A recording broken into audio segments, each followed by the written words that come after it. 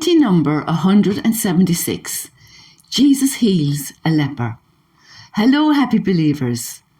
The following is the account where Jesus heals a leper.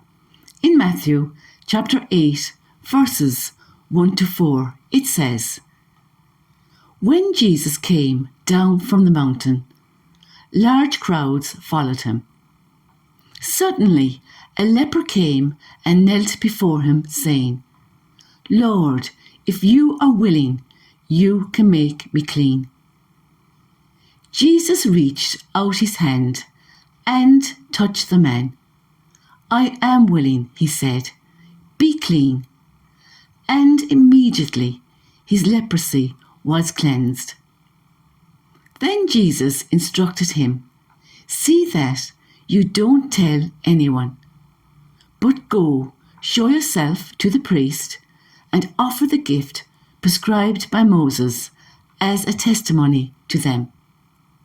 In Mark chapter 1, verse 45, it adds, "But the man went out and openly began to proclaim and spread the news. Consequently, Jesus could no longer enter a town in plain view, but he stayed out in solitary places. Yet people came to him from every quarter." And in Luke chapter 5, verses 15 to 16, it adds, "But the news about Jesus spread all the more, and great crowds came to hear him and to be healed by him of their sicknesses. Yet he frequently withdrew to the wilderness to pray." Reflection. What is very striking here is the leper's faith. He had the faith to believe Jesus could heal him, but also knew only if Jesus was willing to heal him.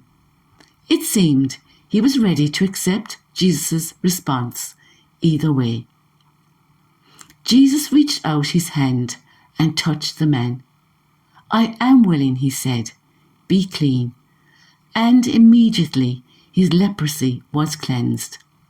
Lepers were known to be unclean and were forced to live as outcasts.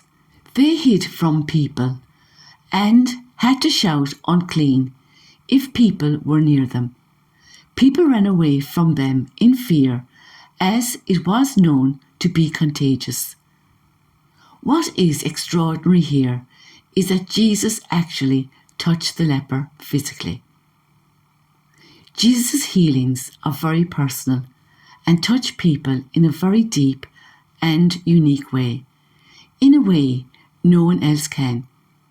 And his words, spoken in Mark chapter 1, verse 41 say, "He was moved with compassion." "I am willing, be clean." Jesus always looks on us with compassion.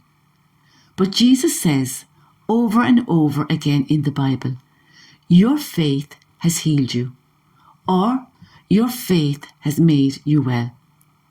Matthew chapter 21, verse 22. "And whatever you ask in prayer, you will receive, if you have faith." Romans chapter 10, verse 17. So faith comes from hearing, and hearing through the word of Christ. This suggests that it is our responsibility to nurture our faith, and faith is rewarded. It comes from hearing what God has to say in the Bible and getting to know Jesus in a personal way. We are not on our own, as the Holy Spirit is always there to guide and help us. As it says here in John chapter 14, verse 26, "But the Helper, the Holy Spirit, whom the Father will send in my name," Jesus, "he will teach you all things and bring to your remembrance all that I have said to you." John chapter 14, verse 16, "And I, Jesus, will ask the Father, and he will give you another helper to be with you forever.